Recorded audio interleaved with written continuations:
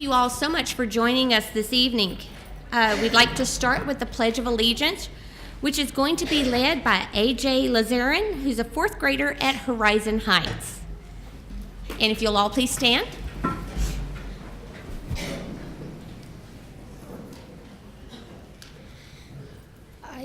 I pledge allegiance to the flag of the United States of America and to the republic for which it stands, one nation, under God, indivisible, with liberty and justice for all.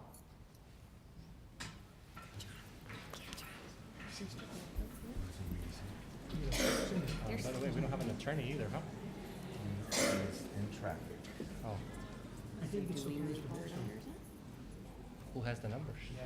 We could do that. I have the numbers, but I say we wait for him to just explain to him that he's in a parking lot and on I-10. and so go ahead and move forward on ours. Ladies and gentlemen, our first order of business is consider and take action to canvass the results, but that is led by our attorney, Mr. Blanco, who is stuck in traffic. And so if there are no objections, we're going to move board honors up. Mr. Escobar? Okay, let me get him.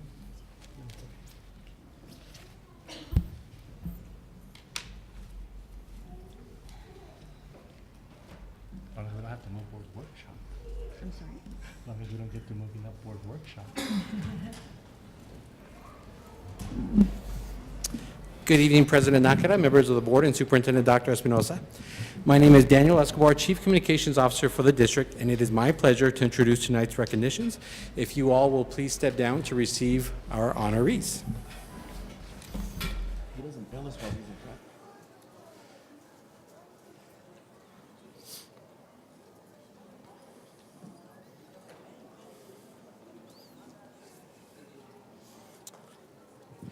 First, we will recognize two Eastlake High School students who advanced to the UIL Track and Field State Competition, shining the spotlight on Team SISD and their school. The Lady Falcons did extremely well at the state event. One Falcon earned a bronze medal in the high jump and made history as the first female at her school to earn a medal at the state track and field meet.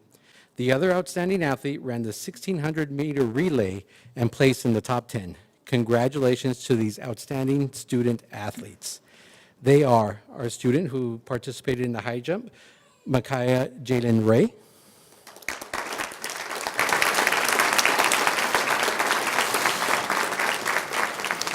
And our student who competed in the 1,600-meter run, Ariel Serenity Garcia.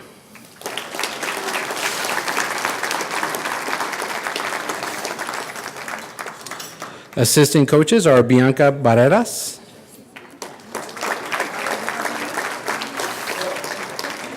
Keith Quinones,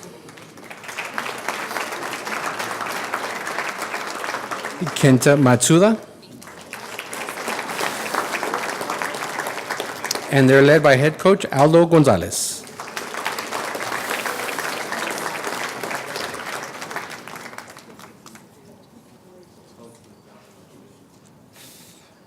If we can have you please return to the front for a photo with our trustees and superintendent.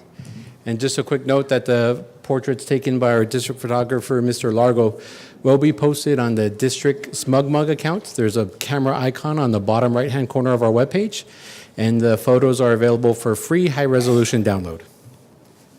Everybody ready? Ready, 1, 2, 3.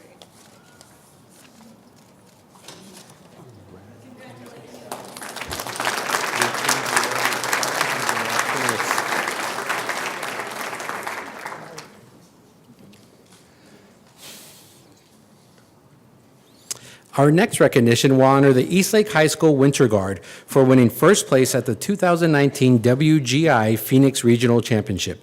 The team gave a phenomenal performance at the regional contest where they competed against 50 other talented teams in the area.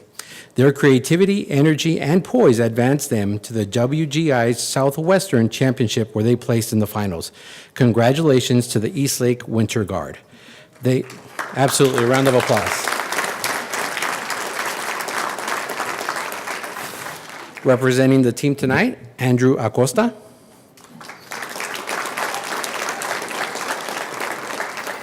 Nathan Ariola, Brianna Bautista, Cassandra Del Real, Saraí Dominguez, Gabriela Figueroa, Cynthia Frescas, Genevieve Hernandez, Sanya Hernandez, Brandy Hawkes, Tiffany Lazarin, Iris Macias, Mayela Macias, Bethany Maldonado, Victoria Mendoza, Daniela Mesa, Arlene Molina, Savannah Pedregon, Nicole Wagner, and they're led by head coach Robert Gallegos.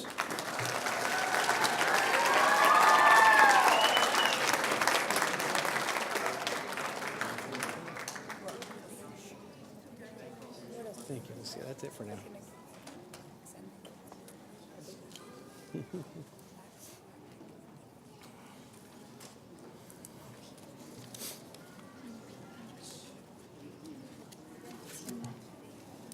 As of right now, he's going to be repeated, but as of right now, no one's in between him. Okay. Oh, wow. The majority of them are not here? Okay.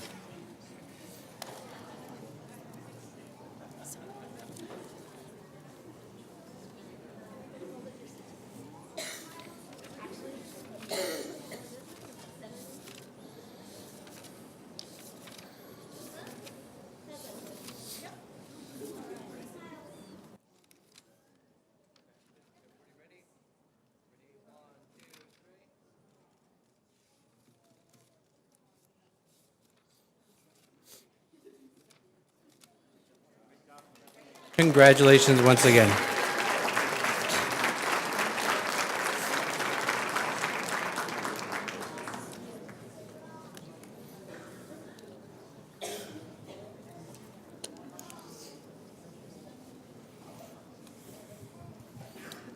Our last recognition will honor some 200 Team SISD students who excelled in the 2018-19 Career in Technology Student Organization Competitions.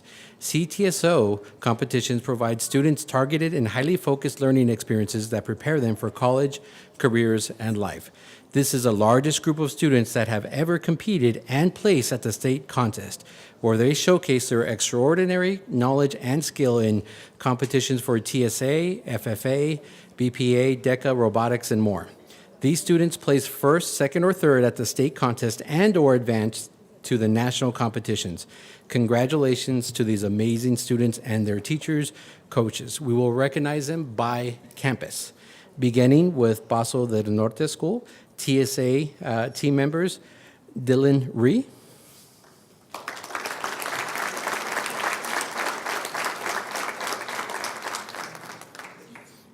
Daniel Garcia,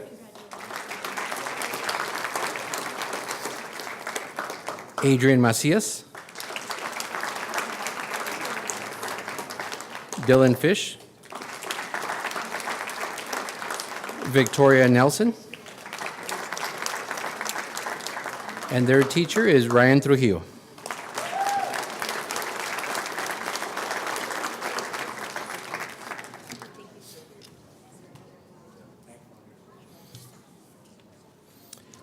If we can have you all students please return to the front for a photo.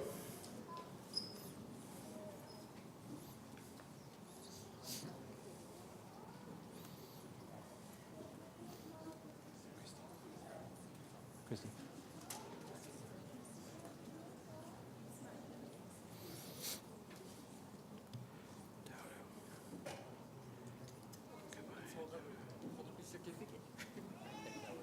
Okay, everybody ready?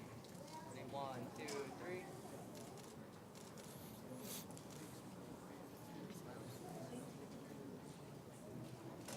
Congratulations once again.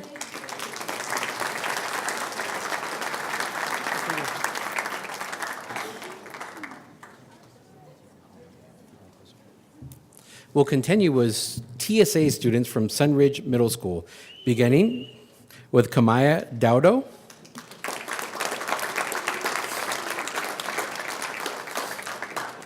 Victoria Silva, Joshua Munoz, Joshua Silva, Jacob Thang, and their teacher is Roberto Morales.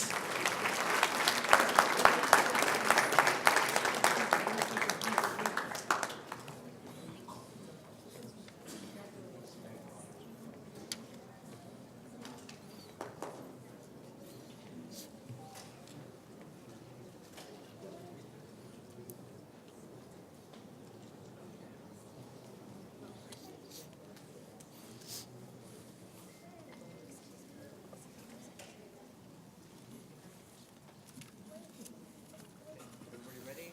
One, two, three.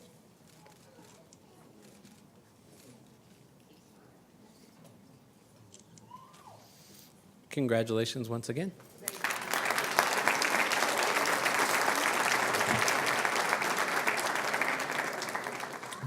We'll continue with students from Slider Middle School, beginning with their TSA team, Janelle Loya, Jocelyn Rocha, Giovanna Varela, Nautica Munoz, Aaron Villarreal, Giselle Guerrero, Camila Soto Jacobo. Their teacher is Omar Varela. We also have the robotics, the Cyber Stallions from Slider Middle School, Adrian Santos, Serenity Macias, Gerardo Salazar, Jacob Monclava, Ana Gonzalez, Valerie Mendoza, Diego Garay, Hazel Acosta, Christian Cardenas, and their sponsor teachers are Nessie Benavides and Sofia Benavides.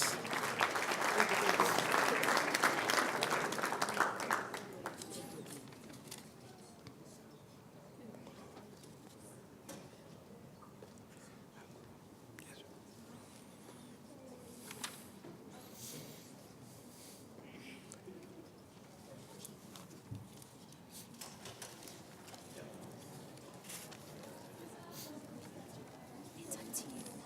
It's outside. It's up to you if you want to say his name twice. Okay.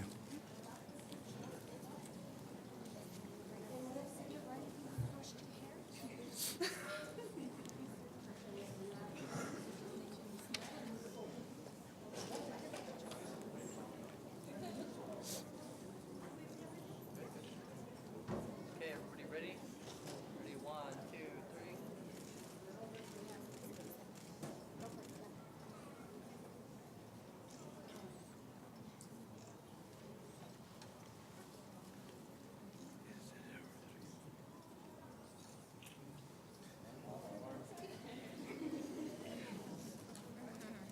Congratulations once again.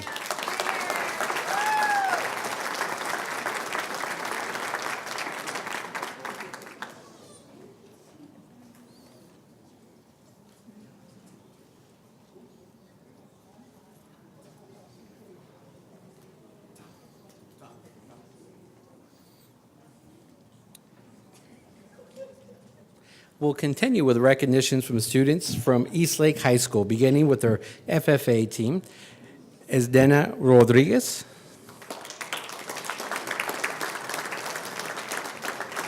Wen Wang.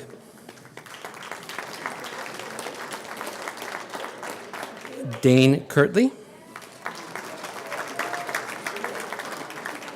Brianna Serrano. Jennifer Soto. Crystal Bustillos. Idali Vasquez. Morgina Cortinas. Rebecca Rayleigh. Manuel Carvajal. Their teachers are Marie Rayleigh and James Pendell. TSA student competitors from Eastlake High School, Edwin Toro, Ernesto Poblano, Hector Moraz. Their teacher is Jesus Del Hierro. And a student that competed in Skills USA, Jacqueline Almaraz.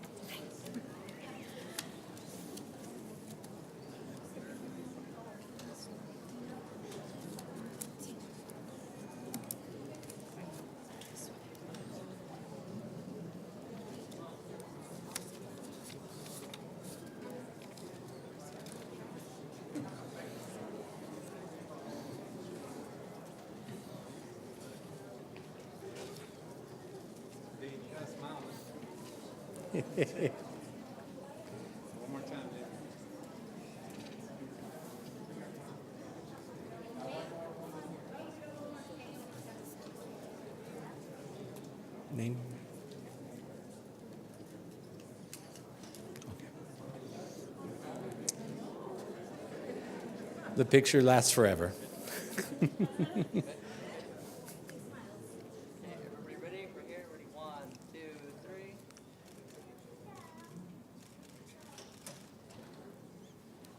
Keep smiling, looking straight ahead. Congratulations once again.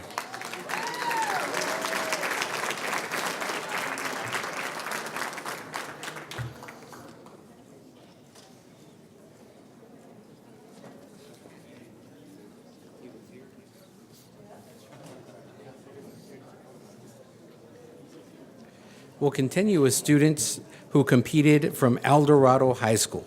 Competing in Skills USA, Litzy Robles.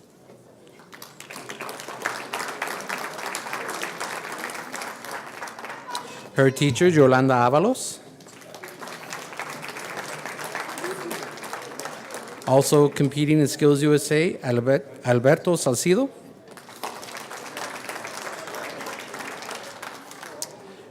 Teacher representing his TSA students, Carlos Enriquez. And El Dorado students that competed in the Taffy competition, Kareem Flores. Yahaira Martinez. Alexis Carizal.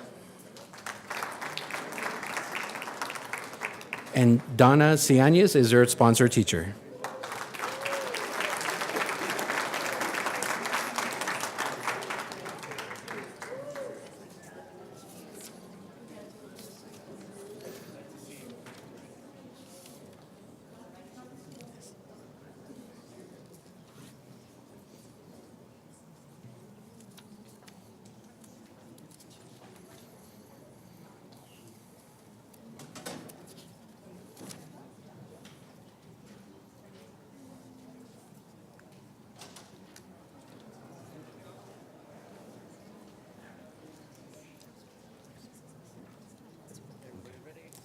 just, One, two, three. good. Thank you. Yeah.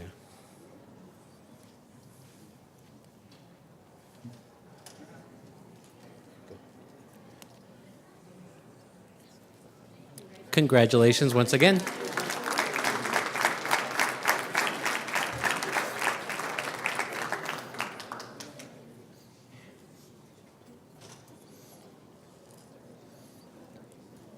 We'll continue with recognitions from students from America's High School competing in DECA competitions. Gustavo Ramirez,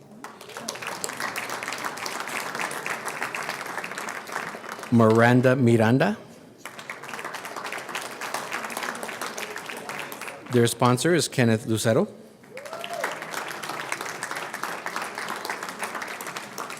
BPA student Alejandro Pacheco.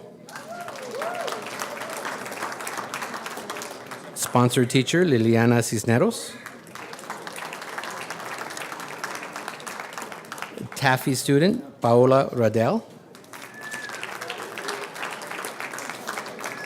Sponsor teacher Logan Thomas. And students that participated in TPSA, Janelle Rojo, Alex de la Cruz, Ethan Burauto, Jessica Perez, John Wright, and Antoni Gonzalez.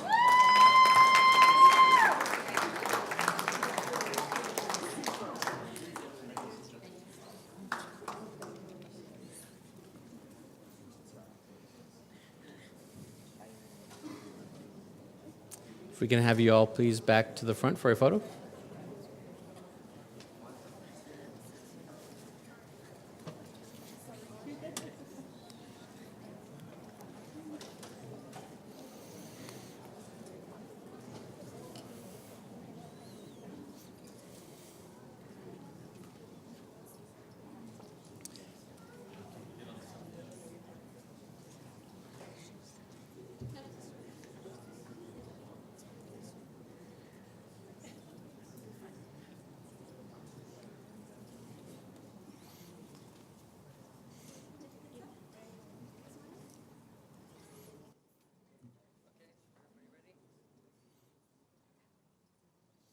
Ready? One, two, three.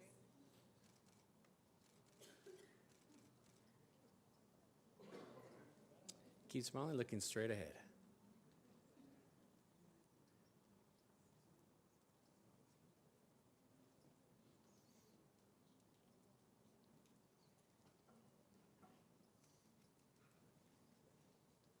Congratulations once again.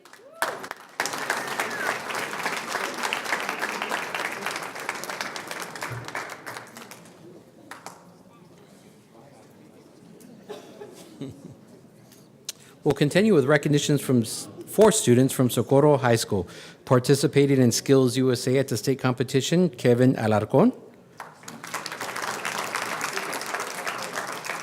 Sponsor teacher is Robert Facio. Competing in Taffy, Emerald Armenta. Teachers, Melissa Haggerty. DECA student, Sydney Salvosa. And Luis Payan Baca. Teacher is David Herrera.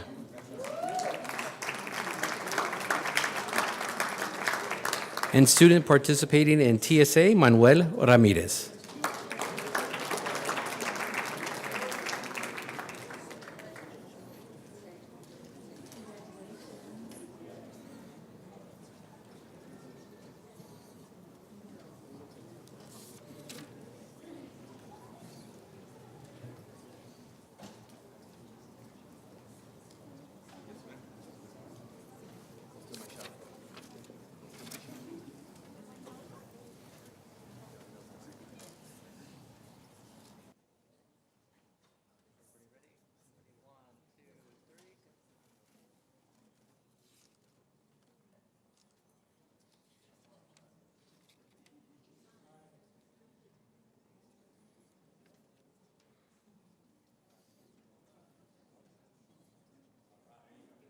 Congratulations once again.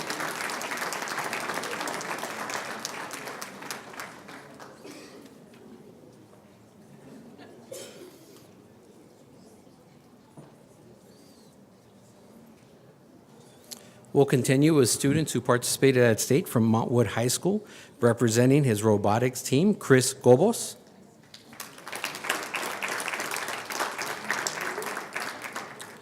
Representing the Skills USA team, Natalie Aras.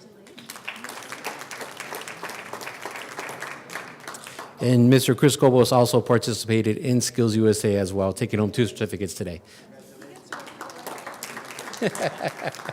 We couldn't spread it out enough. Also from Montwood High School, TSA students, Alejandro Moreno, Julian Rodriguez, Emmanuel Garcia, Luis Rocha, Alan Gonzalez,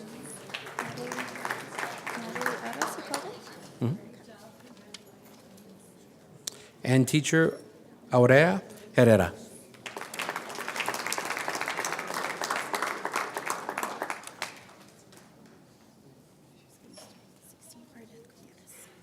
Also joining us, TSA student Arleth Gutierrez.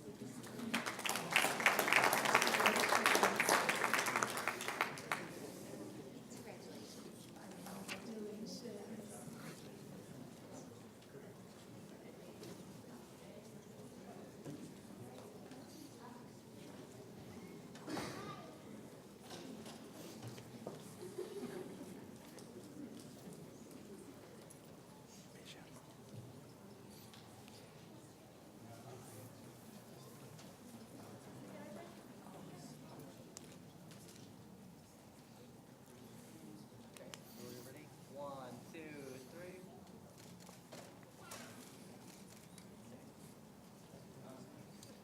We get all done? All right, congratulations once again.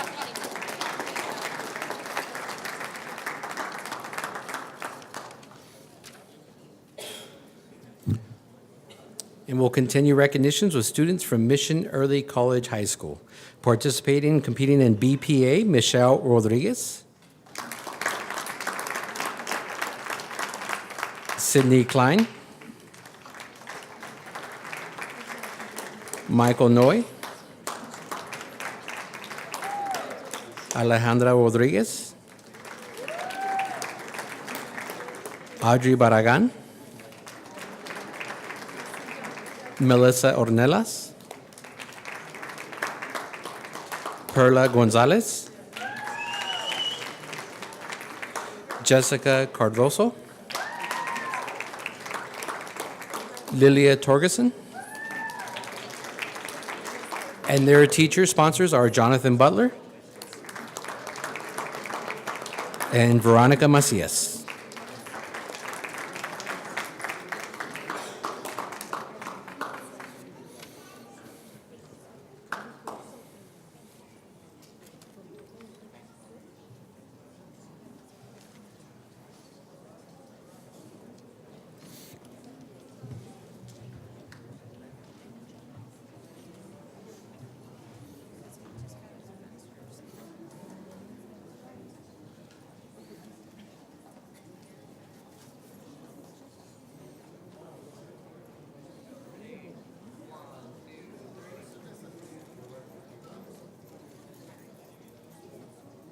Keep smiling, looking straight ahead.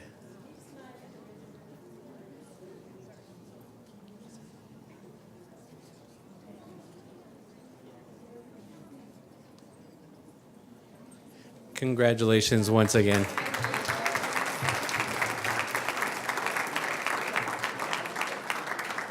That concludes our recognitions for this evening. Thank you.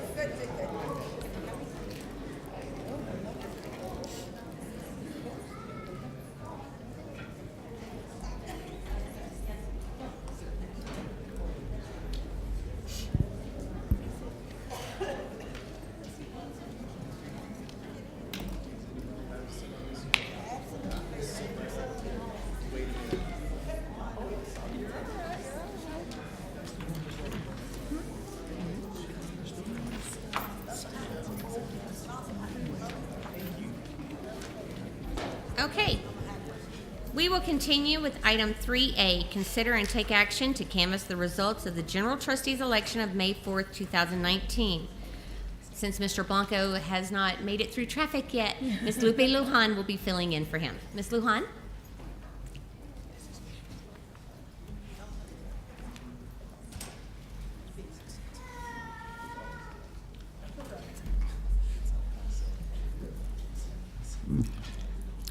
President Nájera, Dr. Espinosa, and members of the board. The election returns for the election held on May 4th, 2019 have been received and duly certified by the El Paso County Elections Department. You have before you a copy of the official final returns of the election and a copy of the order canvassing election returns and declaring results of election. The election is complete and we are prepared to take action on the results. Motion to approve. Second.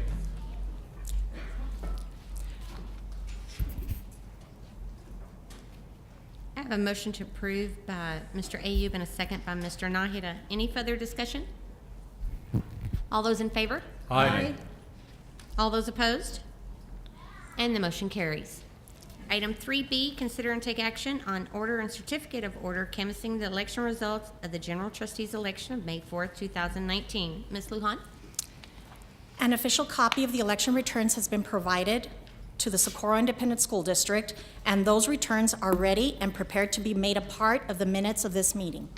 The results, as shown on the returns, are as follows. The resident qualified voters of the Socorro Independent School District, by casting more votes for the following candidates than any other candidates for the 2 district at-large positions, did elect David O. Morales with 1,211 votes, and Paul Garcia with 1,158 votes to the Socorro ISD Board of Trustees. Motion to approve. Second. The resident qualified voters of the Socorro Independent School District. Lippy, is it Yes. all one? You can canvass together. If I can finish District 1, Okay, then go you can do your motion. Okay. Okay. The resident qualified voters of the Socorro Independent School District, by casting more votes for the following candidate than any other candidate for Trustee District 1, did elect Eddie Mena with 304 votes to the Socorro ISD Board of Trustees. If there are any questions, may I have a motion regarding the item? Motion to approve. Second. I have a motion by Mr. Ayub and a second by Mr. Nájera. Any further discussion? All those in favor? Aye. All those opposed? And the motion carries. Thank you, Ms. Lujan. Item 3C. This evening, we'd like to recognize our 3 individuals for their outstanding service in Team SISD. Their longtime student-centered leadership as members of the SISD Board of Trustees has helped us achieve so much in keeping SISD safe, providing valuable programs and resources for our students and our staff, and in overall, our student performance. These trustees have been valuable members of our team of 8 and have been instrumental in the tremendous progress we have achieved over the last several years. With their governance, we have earned numerous local, regional, state, and national accolades that have certainly shined the spotlight on our great school district. Most importantly, during their tenure, they have provided ethical, transparent, and responsible service to Team SISD, and they leave an admirable legacy of guidance and governance. I'd like to recognize Mr. Michael Nájera. Michael has served on the SISD Board of Trustees since 2009, and he has served with an unwavering dedication to SISD schools, students, and staff. His oldest daughter is a graduate of Americas High School, his middle daughter is a graduate of Eastlake High School, and his youngest daughter is a student at Eastlake High School. He too understands the importance of student-centered leadership and always guided and governed to do the best for employees and the community as well. Thank you for your service, Michael. Thank you.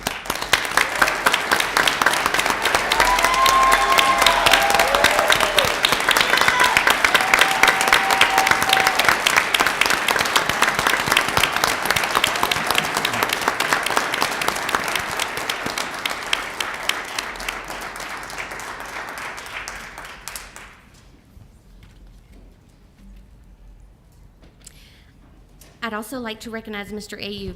He served on the SISD board since 2008, and he has been a longtime valuable member of the Board of Trustees, serving to represent the district well and helping to propel student and staff success. He also had a longtime supporter of SISD as a dedicated parent and volunteer with the Montwood High School band program. He always focused on all aspects of operations for the good of the district, including finance, managing growth, academics, and fine arts. Thank you for your service, Tony. Thank you.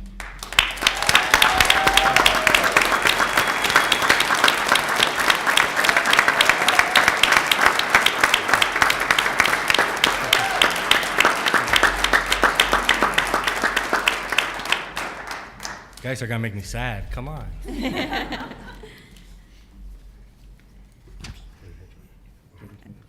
I say a few comments? Huh?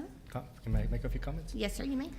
I wrote them down so that I could be brief, okay? So I could, 18 pages, sit tight, okay? Good evening, everyone. I became a board member 11 years ago, and from the beginning, my goal was to try to be a positive influence for our district. You see, from my perspective, it's always been an honor to serve on the SISD school board. We have worked to provide the best opportunities to all of our students and maintain a secure work environment for all of our employees. So this evening, I would like to thank all of you for your support all these years. This includes SISD employees, family members, friends, community members, and students. Thank you for all your work. First of all, I do want to thank my wife, my daughter, and my son for their unconditional love and support as they afforded me the time for me to serve on the board. Thank you.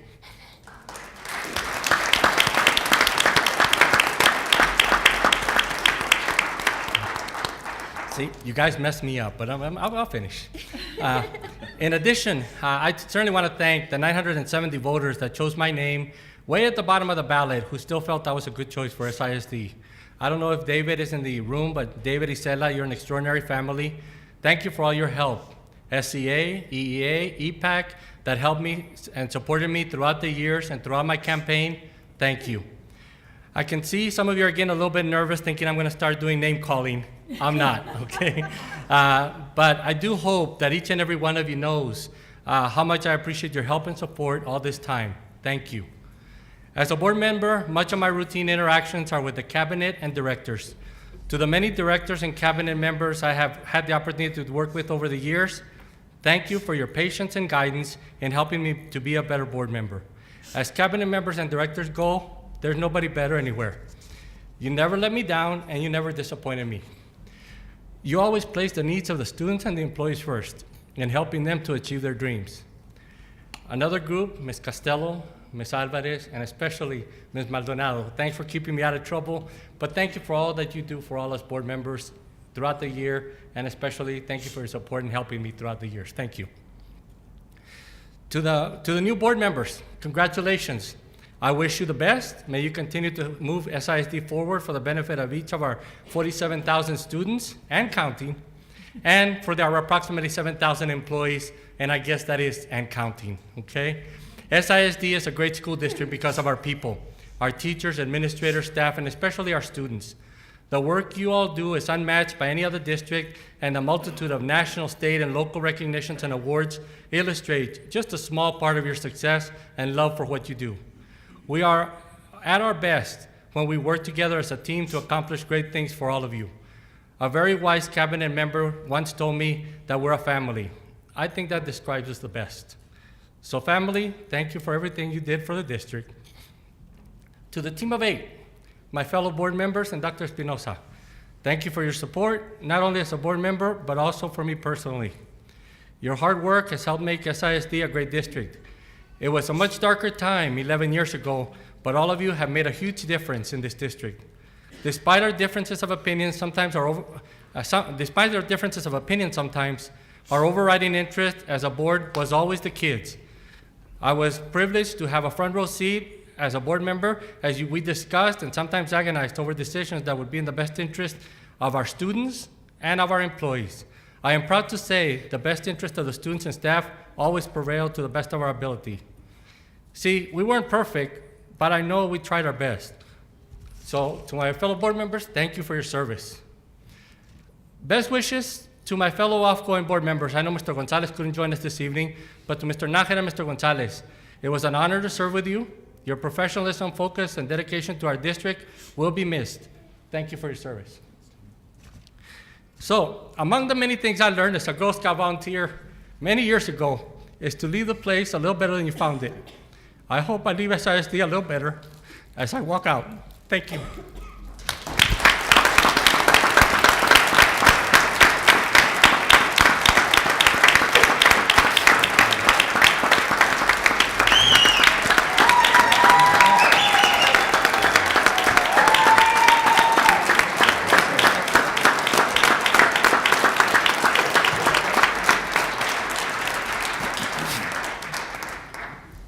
Thank you all. Now you messed me up even more. See? Come on. Mr. I'm just Knight. not realizing I should have gone first. Jeez. You know what? I certainly will. I've never been the one really to go from a script. I've always tried to say what I have to say from the heart, and I won't go through the whole list, although I could. Of thanking everybody Tony did. You know, my colleagues who were up here, everybody, you know, who is part of the leadership team, the teachers, even the students, you know, because they try hard for us too. And now I'm completely lost. I too want to thank my family, my 3 daughters who were nervous when I first ran for the board. They didn't want the extra attention. But especially now my partner right over there, Gabby, who didn't have a choice in this. You know, when she met me, this was me. And she came along for the ride anyways, and is still here. Everybody's been great, and you know, I think the one thing that is awesome is that, you know, as Tony, myself, and Mr. Gonzalez walk away, the leadership team, it's you all that make this place great. I've told a couple of people that I've talked to, you know, we got a 50-50 chance of getting it right. The recommendations, the information, you know, all that comes from you all. And you all are still here. So as a kid, I remember my parents used to tell me, whenever you borrow something, you make sure that you return it in better condition than when you borrowed it. Because if you do, you know, people are more likely to loan you something again, right? Well, from the very beginning, this elected position was always on loan. It was on loan from the community. It was on loan from you all. And for 10 years, I've been able to borrow it. And now it's my turn to return it. And I can say with the utmost confidence, knowing where we were when I started, that I certainly, with complete confidence, am returning it in a lot better position than it was when I came. And I challenge those that come after me to please continue to do the same. You know, it's still important to me. I still have, you know, daughters and grandchildren in school, so as we all do, you know, this district belongs to us. And so now I walk away and entrust it to you all. Thank you very much.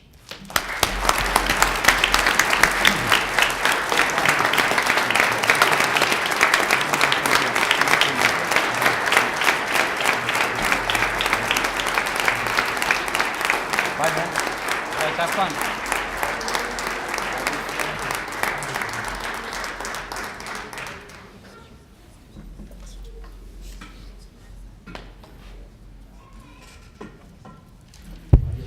Dr. Esparza. Yes, President Nájera, if I may say a couple words. Absolutely. I know Mr. Ayub and Mr. Nájera are on the way out, but I just like to echo what Mrs. Nájera said, what Mr. Ayub stated, and also what Mr. Nájera stated. You know, our school district it's on the map, not only on the state map, but on the national map. You know, just to give you one example, which I'm sure many people heard, when we won the HEB award last Sunday night, it's just the hugest award that a district in the state of Texas can win. And for the HEB, that we're not even an HEB market to announce. So Socorro ISD as the best school district in the state of Texas says a lot, which it's a team effort, you know, from our awesome teachers, bus drivers, but it starts at the top where our awesome board members, and Mr. Nahida and Mr. Ayub and Mr. Gonzalez, they're part of that. They're part of that. So I can't thank these gentlemen enough for their support this entire tenure that they've been here for many years, 6 years, 10 years, 11 years. You know, we would not be as a district where we're at today if it wasn't for their leadership. So well said to all three, Ms. Nahida, Mr. Ayub, and Mr. Nahida. Great job from the bottom of our heart. You know, thank you for helping us treat and educate our students as if they were our own children. Again, we would not be here without these amazing gentlemen, these amazing individuals. So hey, thank you so much for your service. Thank you, and go Team SISD. Thank you.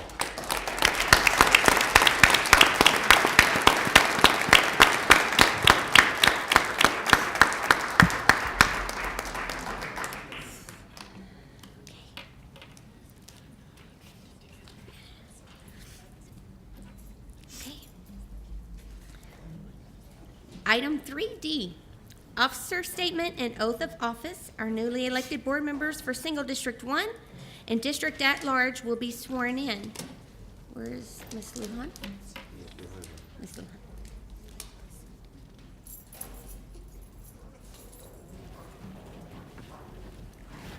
Right on top. Right on top of that.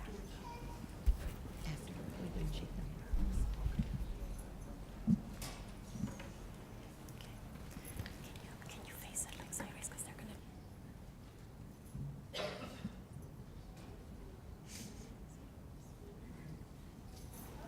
Ladies, we have 3 newly elected board members to swear in.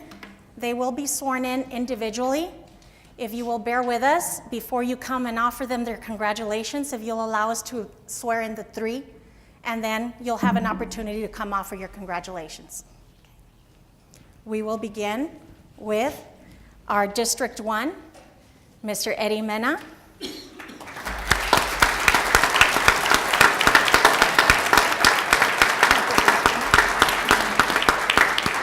And he will be sworn in by the Honorable Ruth Reyes. Right up there, Mr.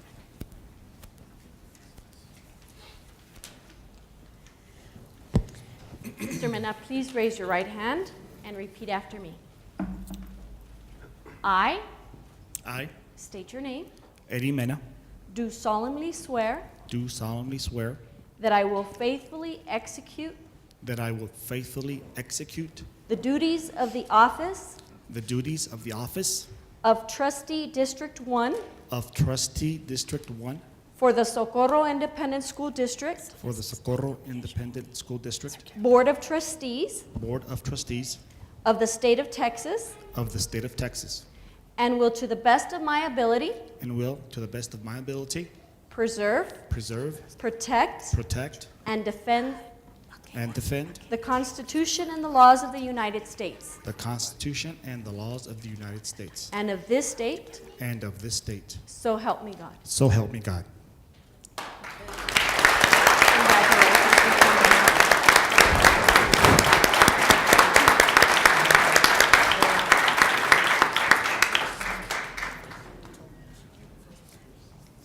Dr. Espinosa, if you can take a picture with Mr. Mena.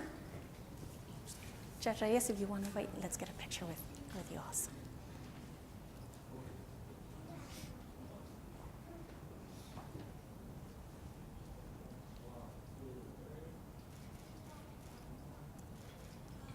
Can you show your certificate, Mr. Mena? Thank you.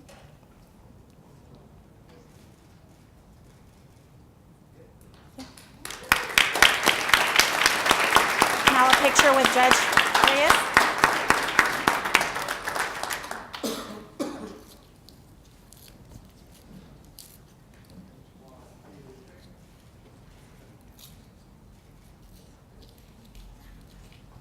Right this way.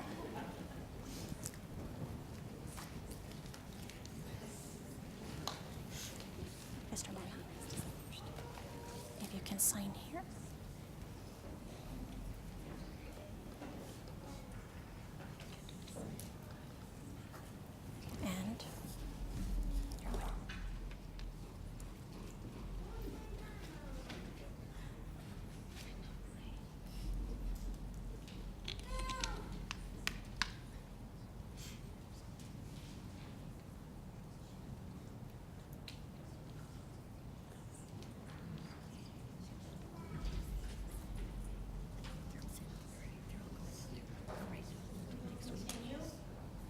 With our first elected new board member for at large, Mr. David O. Morales.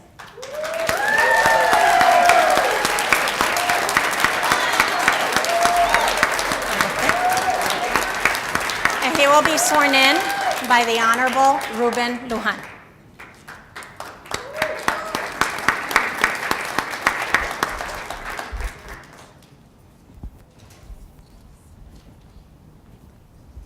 All right. This is the oath of office. Please raise your right hand and repeat after me.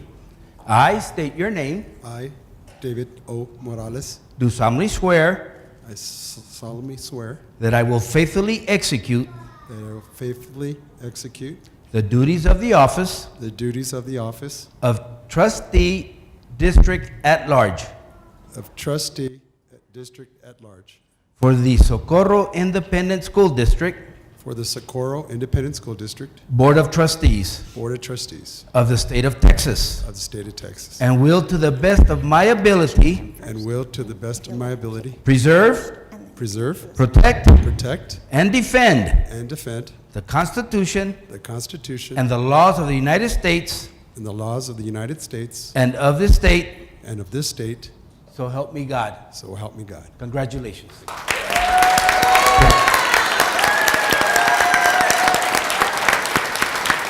We'll take a picture. Take a picture.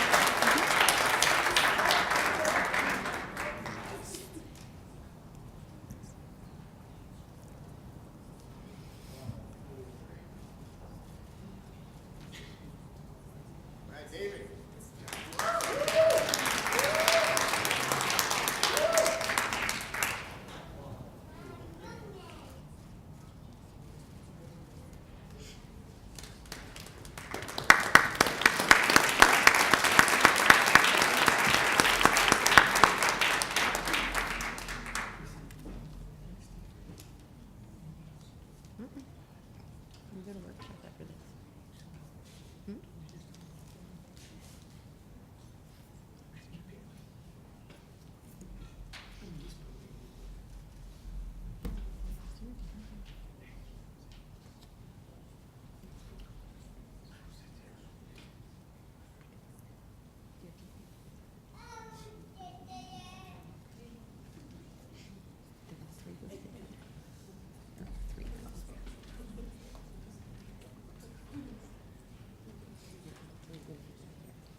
And we will continue with our second newly elected board member at large, Mr. Paul Garcia.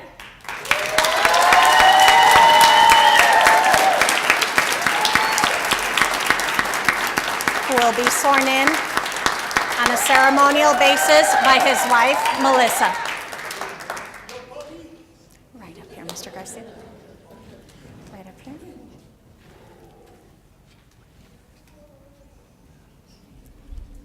Right there.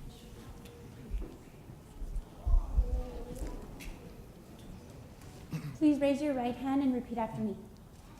I, please state your name, I, Paul E. Garcia, do solemnly swear do solemnly swear that I will faithfully execute that I will faithfully execute the duties of the office the duties of the office of trustee district at large of trustee district at large for the Socorro Independent School District for the Socorro Independent School District Board of Trustees Board of Trustees of the State of Texas, of the State of Texas, and will, to the best of my ability, and will, to the best of my ability, preserve, protect, and defend preserve, protect, and defend the Constitution and laws of the United States the Constitution and laws of the United States and of this state, and of this state, so help me God. so help me God. Congratulations, Mr. Garcia.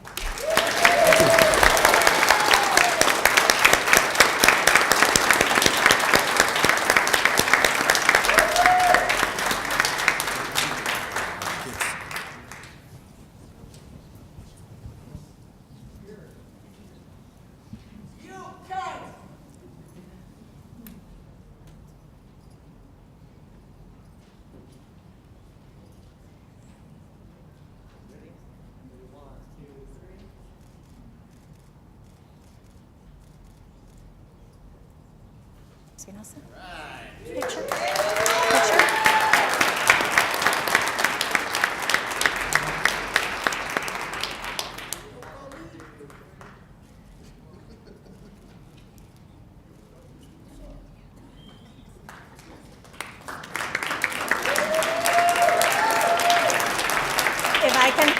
the three newly elected board members on the stage, you're welcome to come and offer your congratulations. I'll have him sign.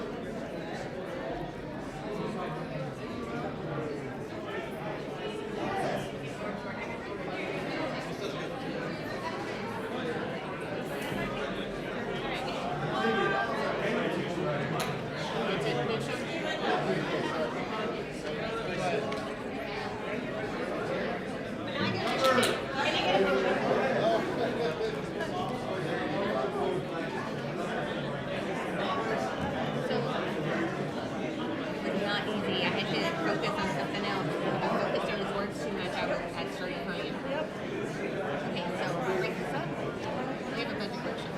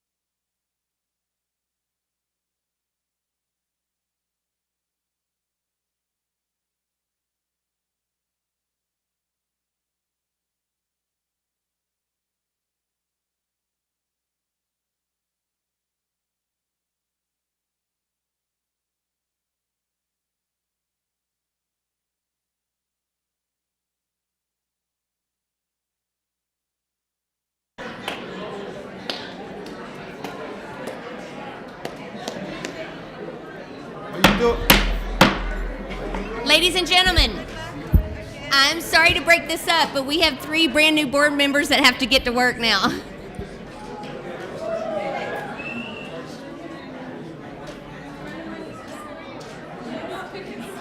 Ma'am?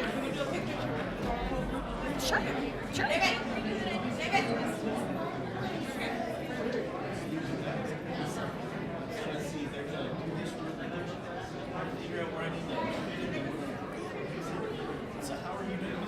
I'm good. How are you? Good, good. They're going to take a picture with them real quick. She didn't want us. Loopy didn't want us. No, not Loopy. Sorry. Yeah. She said a real quick picture.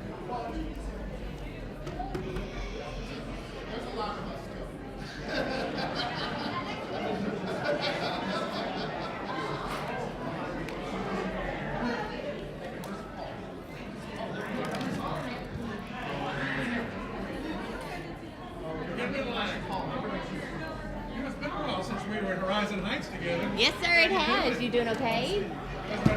How are you, sir? I'm doing well I'm today. Angelica. Nice to meet you. How you doing? I haven't seen you in a while. Good to see you. All right. Yeah, I'm keeping a low profile. Ah, okay. As much as I can. Is this just board candy? Take Help some. yourself. Thank you, sir. Oh,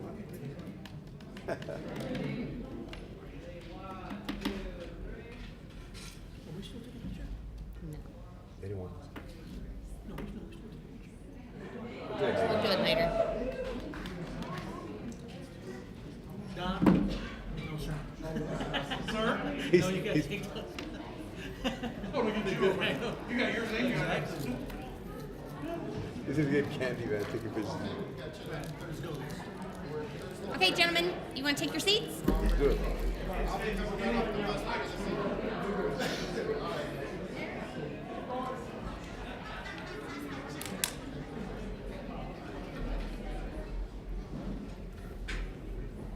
We were getting carried away. That's all right.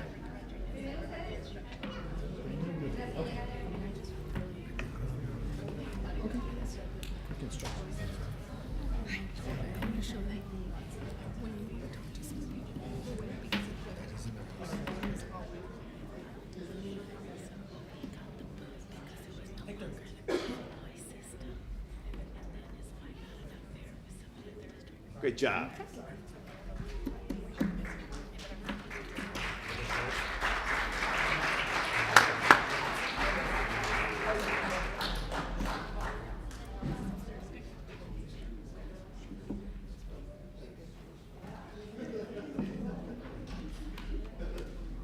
Okay, we will move on with our agenda to item number 5, our board workshop. Item A, presentation of fiscal year 2019-2020 revenue estimates and preliminary budget. Mr. Reza. Is this on? Is that right? Dr. Spinoza, members of the board, tonight we continue with respect to looking at and considering the proposed budget for the 2019-2020 fiscal year. I want to make sure the new board members are settled in.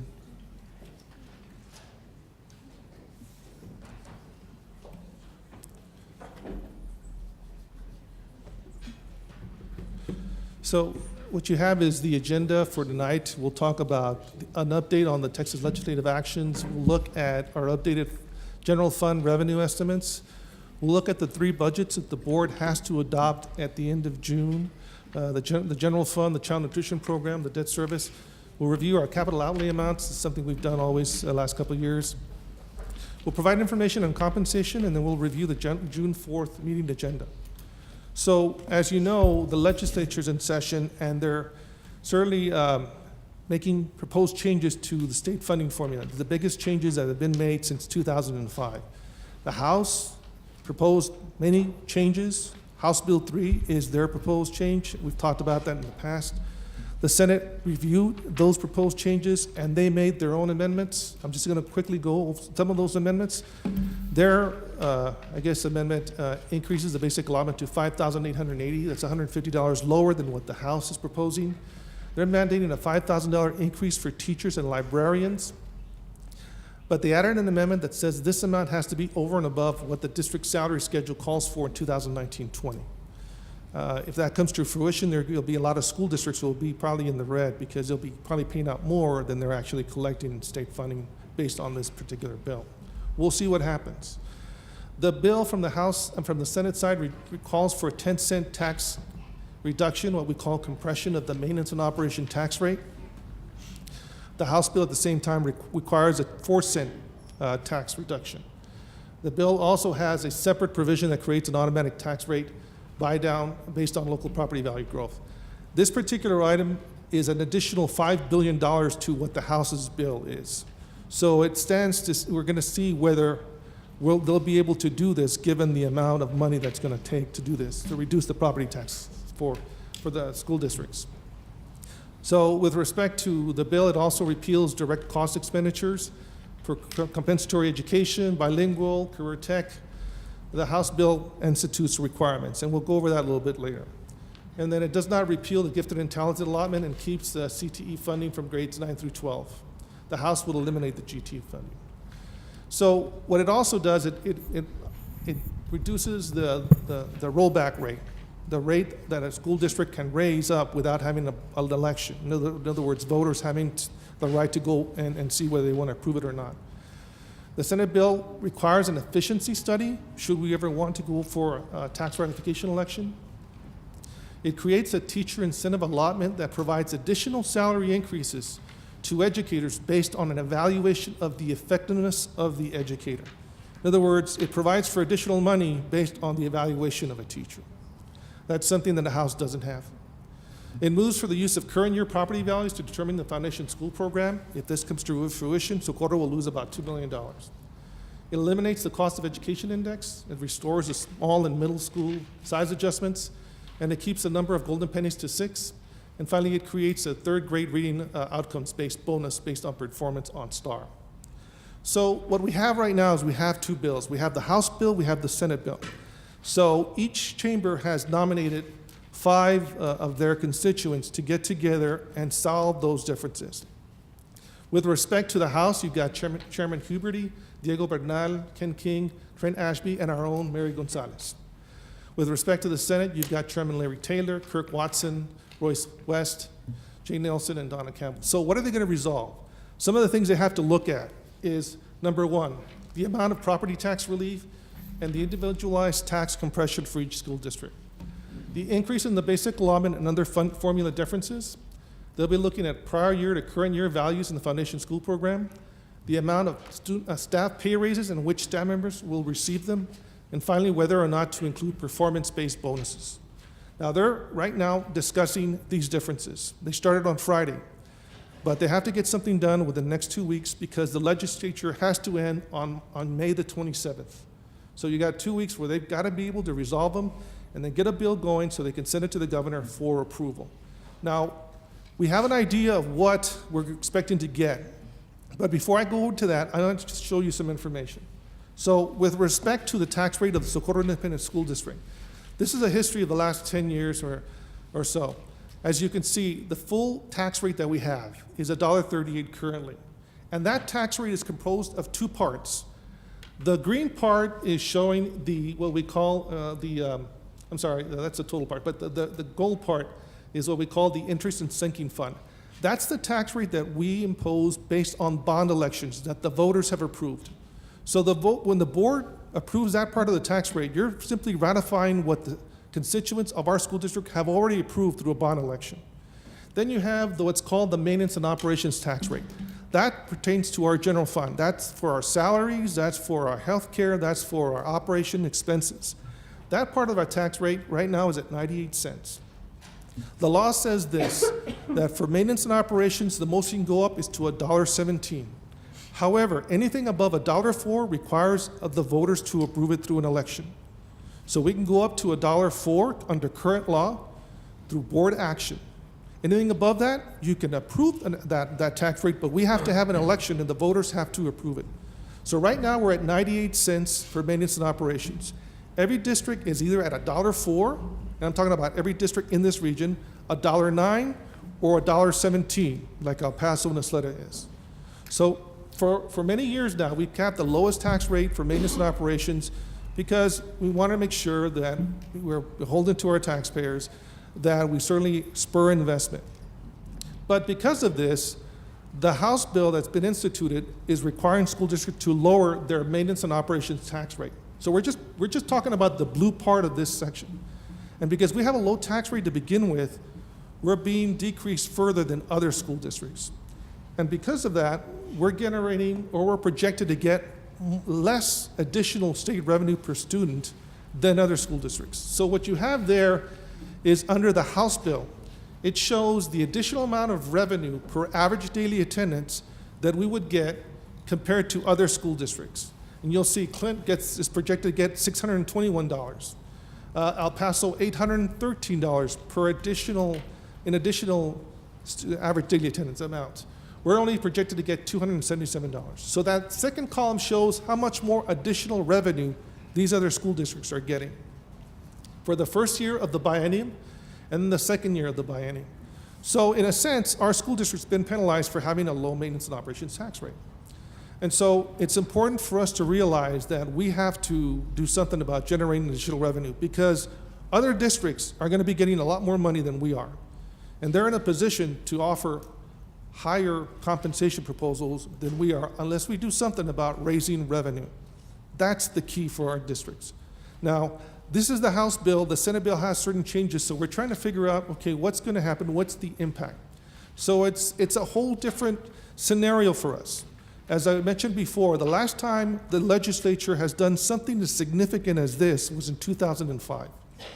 So it's something that we're wrestling with because we have to adopt a budget and we have to propose compensation, and then later on we have to adopt a tax rate. So when we talk about our budget, we look at our revenues and we look at what generates our revenues. We look at property values for local tax collections. We look at our average daily attendance and our weighted average daily attendance for state funding purposes. And the state always comes behind and they do their own assessment of our property values. And for state funding purposes, keep this in mind. The higher the values, the lower the state funding we're going to get. So it's important for us to make sure that we look at our values. And so what you have here is these are our estimates that we're using currently for the general fund. So we received our preliminary property values from the Central Appraisal District several weeks ago. So those values came in for net taxable values of $10.5 billion. But they always warn us, you know what? You're going to get your certified property values in July, and there's going to be a decrease. Keep that in mind because people are always contesting their values. I do it, everybody does it, right? So you got to make sure that you put in a decrease because when you get your certified values, that's what you're going to use and you're going to get your tax collections on. So we're estimating a drop off of about 2.5%. So we're estimating that our values will be at $10.3 billion. Okay, that's the estimate. We'll get our certified values in July, and when we adopt our tax rate, I'll give you that information. The state comes in, they're estimating, again, they're a year behind, about a 9.24% growth. So when you look at how much money we're expected to get from House Bill 3, it's important to keep in mind that we're going to recommend whatever the rollback tax rate is for the school district under either current law or whatever is adopted by the legislature. Why? Because we're receiving so much lower in additional revenue per student than other school districts that if we don't, we're going to be behind the eight ball. That's why other school districts who are at $1.17 and they know they're going to be compressed to maybe $1.09, they know they're going to get a certain amount of money, much more than us, maybe $30, $40 million. So they can afford to say, hey, we think we're going to give maybe a 5% raise, subject to funding. We're not in the same boat. We're in a different boat. We need to know how much we're able to raise that tax rate to be able to see how much we can generate in revenue. I just want you to keep that in mind. So, because we don't know what's going on in the legislature right now, we have to go under current law. So under current law, our rollback rate is $1.04. So under current law, because of the fact that our state values are so much more higher percentage-wise than our ADA, the calculation that I use ordinarily used to be like 3.5 cents a week go up. Now it's saying you got to go up to $1.04. Actually, it goes up to $1.05, but the limit is $1.04. So when I look at the revenue estimates, we're estimating that we're going to go up to $1.04 because that's current law. And by doing that, we would increase our revenues by about $18.6 million. So these are our projected revenues at the current time. And I want you to remind you that estimates, they change all the time. As we get more information on values, as we get more information on ADA at the end of the year, as we get more information, we make changes. So right now, we're looking at our estimated revenues for the general fund of $397 million. That's an increase of $18.6 million at $1.04 for M&O. So what's in our budget right now? We want to provide a commensurate pay increases for teachers, nurses, librarians, counselors. We're adding additional instructional positions because of growth. We have additional instructional positions because of special ed. We're funding for opening the new elementary school, Cactus Trails Elementary School.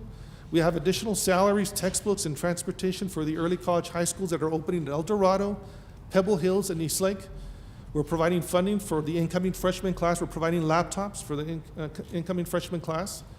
We have funding for grade level transitions at Antoine and Paso del Norte. We're changing the configuration so one becomes a middle school, one becomes an elementary. We have a budget for purchase of 20 buses and an additional amount for utilities and property costs. So in addition to that, through budget meetings with our departments, we've added some things. We added under operations $400,000 to assist them with maintenance of buildings and so forth. Infrastructure is $308,000. Fine arts, $276,500. Athletics, $170,000. Instructional technology, $55,000. Other departments, almost $400,000. Now, we've also increased the budget because of increase in athletic official costs and also possible student travel due to the reconfiguration of the 5A to 6A split. And then finally, we've added an additional $1.2 million to increase our substitute teacher pay increase because we've had an issue with getting substitutes because of pay. And so we're adding $1.2 million so we can make sure we increase the pay raise for substitutes in the incoming fiscal year. Now, our current proposed budget is $407 million. And we want to state that in that budget right now is a 2% increase currently. However, we want to talk about some of the things that we have with respect to compensation before we look at that. So currently, under current law, going up to $1.04, we have $397 million in revenues for the general fund. That's the major operating fund. And $407 million with currently a 2% general pay increase. So that shows that currently we have a deficit of $10.8 million. Now, we don't know what's going to happen with the legislature. So we're waiting and seeing what happens. I've gotten what they call runs, projected amounts of how much money we could generate if, let's say, under House bill, we're able to raise the tax rate. Under the House bill, we're at 98 cents. It would require to go down to 94 cents.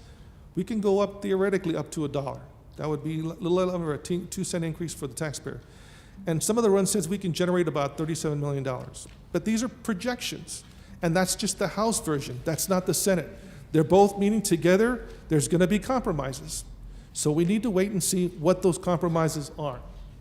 So what's not in the current budget is there are requests from additional departments for additional positions. That's not in the budget. Also, currently we're doing a stipend review to see if we're competitive with respect to the stipends that we pay to our positions. And then a one-time lump sum payment. We're seriously considering that, but we're looking to see what happens with the legislature. So it's not in there right now. Just want to say, But we are looking seriously at something to that effect. Now, we don't know what's happened with the legislature. We're waiting to see that. So depending on what we can generate with respect to revenue, budget reductions might still take place. We don't know. We just want to make sure that we're informing you of that possible fact. Now, so the three budgets that you're required to adopt, and you will adopt them together, is the general fund, which we just talked about. This is the child nutrition program. So you'll see with revenues, we have $31.9 million. Primarily, this is a federal program, so they're primarily federal revenues. And then you have expenses of $31.9 million. So right now, we have a little bit of a surplus in the budget. But again, we're waiting to see what happens with the legislature. This will change, I guarantee, okay? With respect to our debt service, this is our mortgage in a sense. These are the bonds that we sell to be able to build schools. And so what we have to do is the bonds are over 25 years, so this is the bonds, the debt service that we have to pay. So we're looking at about $61 million of our bond program that we have to certainly adopt. And so right now we're projected to use about $331,000 of our fund balance to go through the year. And then capital outlay, these are our major capital items that we have in our general fund budget. You'll see that it's lower than the amended budget, the current amended budget, and that's because sometimes we roll over major projects from one year to another. That's always the case.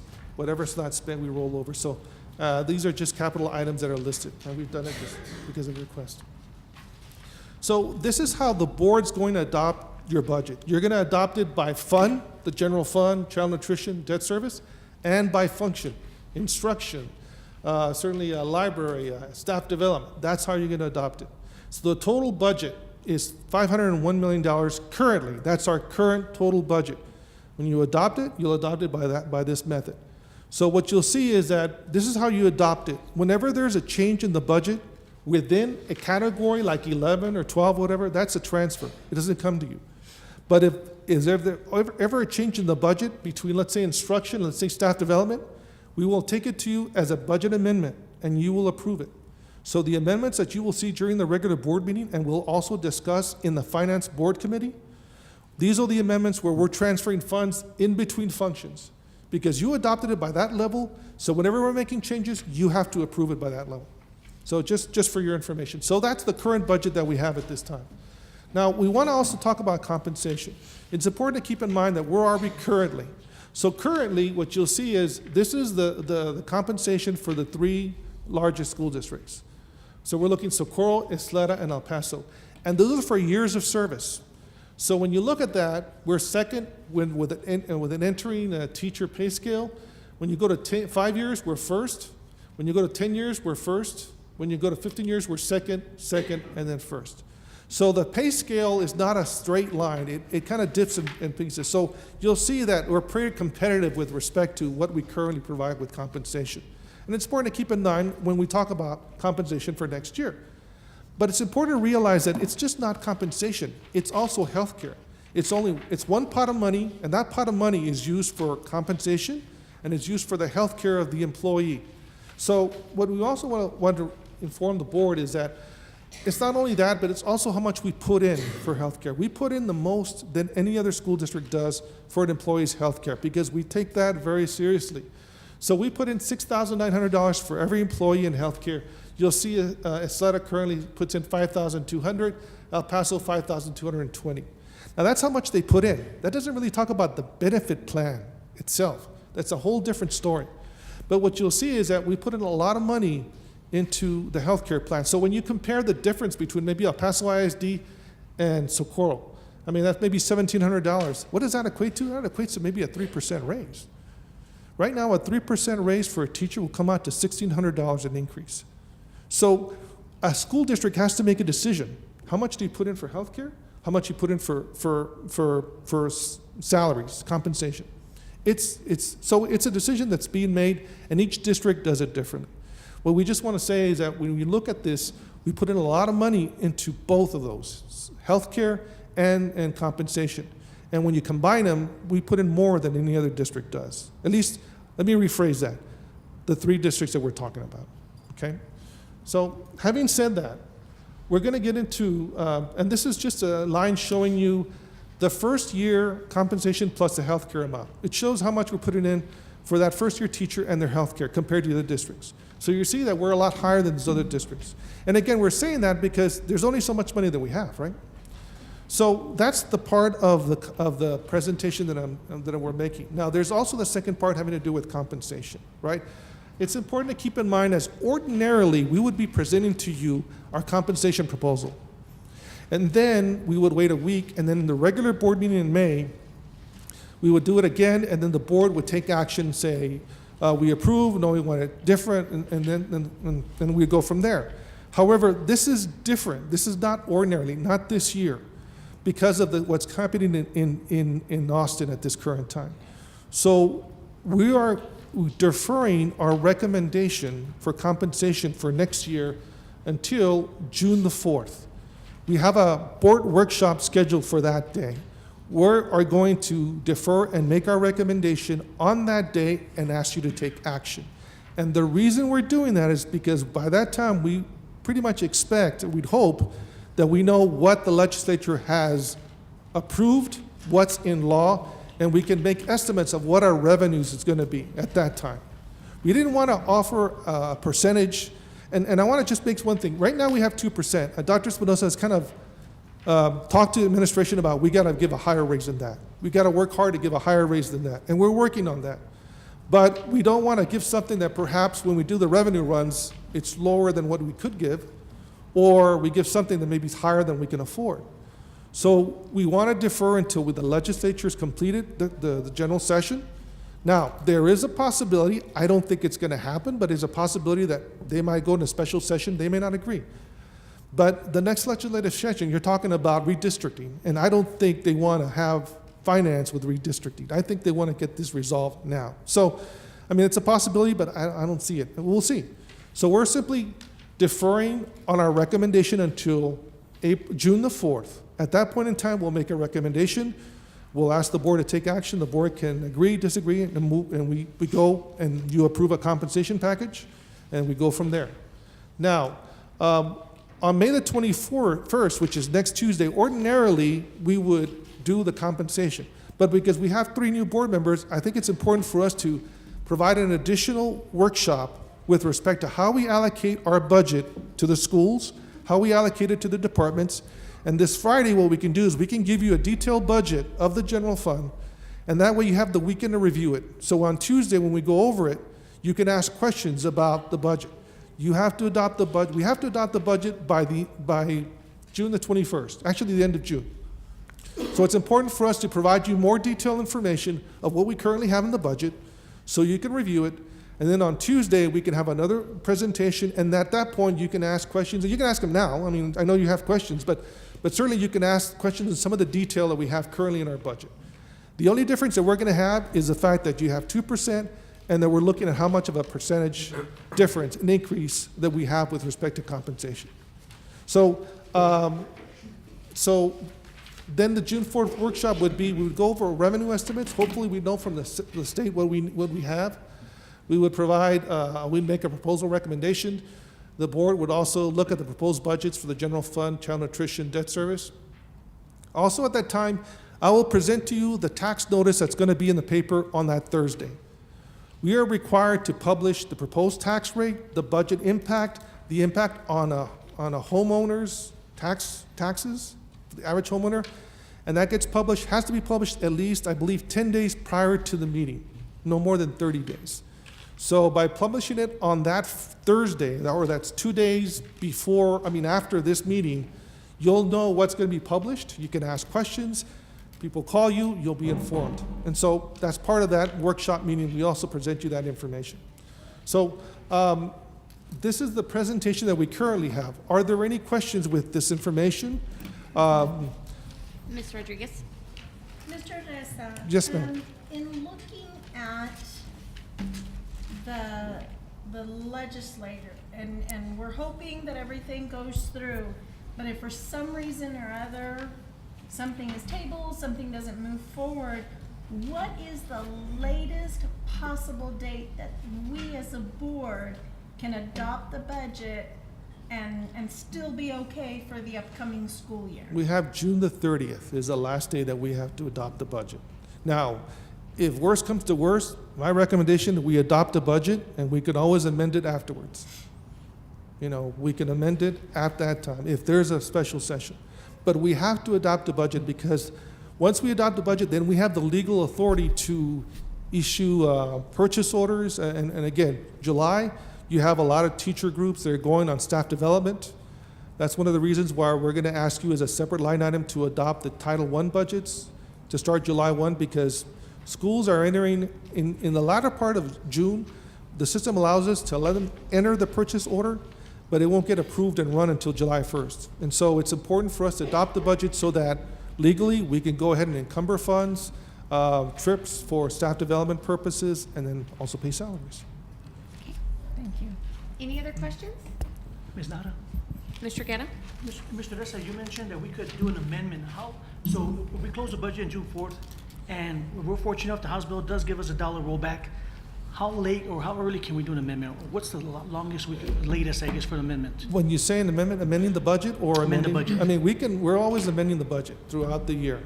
I think what you're asking for is with respect to compensation. Compensation. So my advice is we got to do it as soon as possible because we have to set those salaries, we have to set them into the system. We have to start setting up the schedule, the pay scale. We have to inform employees. We have to make sure that those calculations are done correctly. You know, we have 7,000 employees, Mr. Guerra, as you know. And so it's important for us, along with Mr. Gamboya's staff, to be able to make sure that that information is entered correctly so that when their first paycheck comes in, what's being promised is what they get. So my advice is I think we have to do it as soon as possible. I think we can do it within June. But if not, it has to be amended, I mean, as soon as we... No, and I agree with you, and we gotta do it as soon as possible. I'm just worried that if the hospital doesn't come in and we don't agree with it, we could do amendment, and if we do like it, and then we could use it back for a compensation, correct? Yes, I mean, we can always adopt the budget, and then later on, you can always make a change to salaries, but it has to be as soon as possible after the budget's adopted, or at least after the fiscal year starts.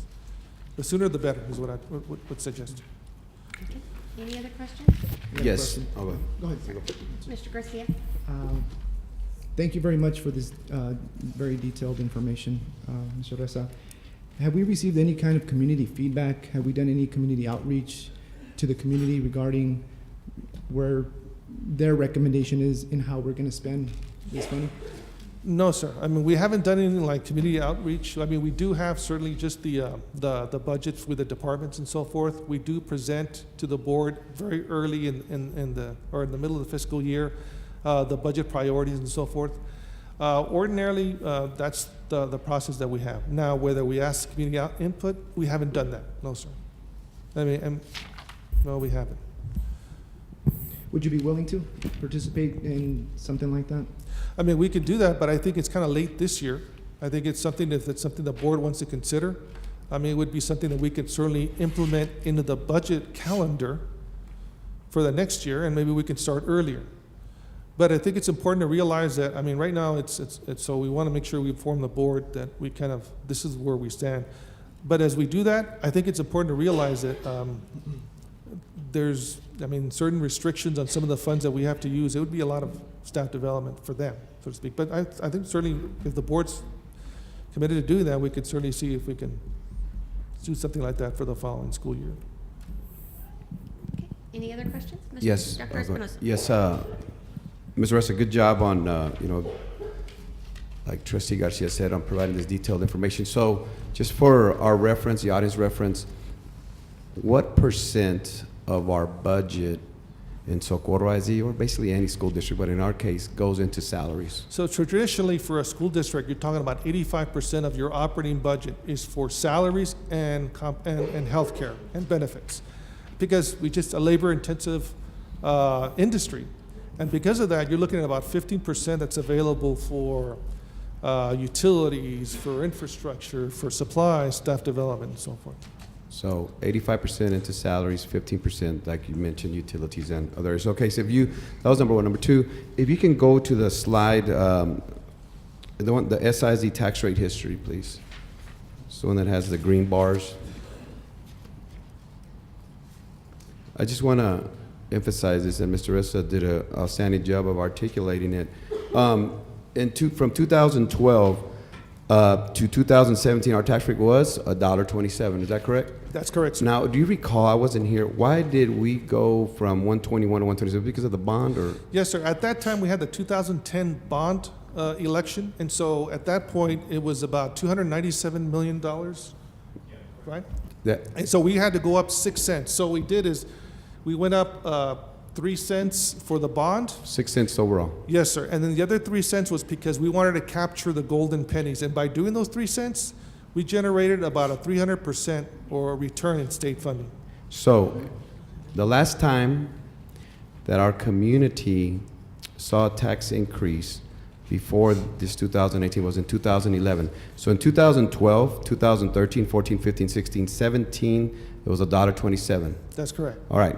Do you know if other school districts, did they raise their taxes throughout those years? Yes, sir. I would venture to guess that all of them had raised it at that point in time to either $1.04, which is the most they can go out without an election, and many of them had an election. Or they did what's called a tax shift.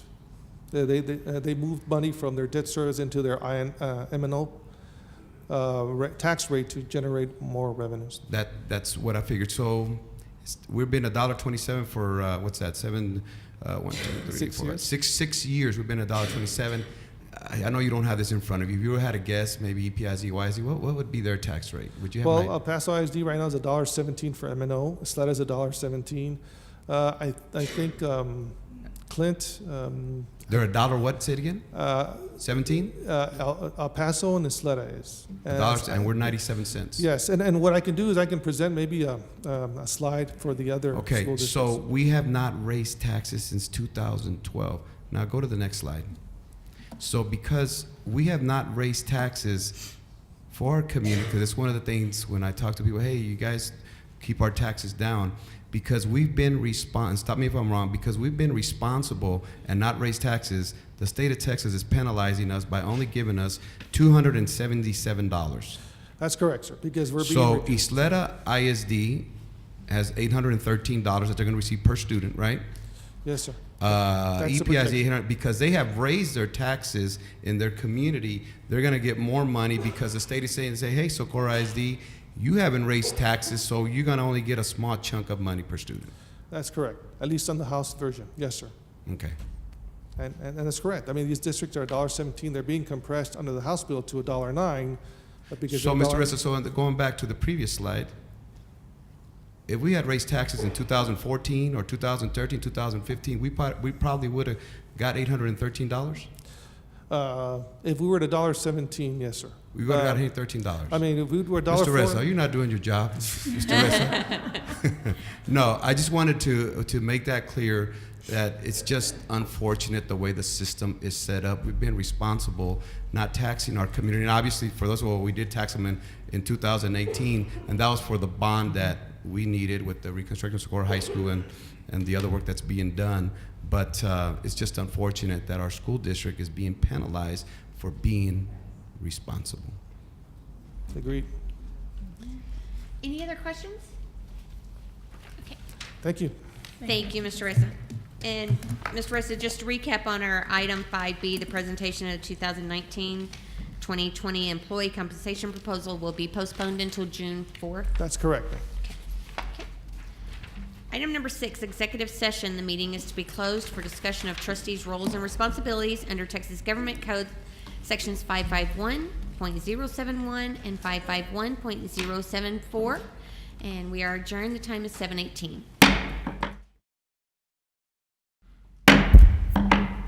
We are back in session. The time is 8:48. If there is no further business before this board, we are adjourned.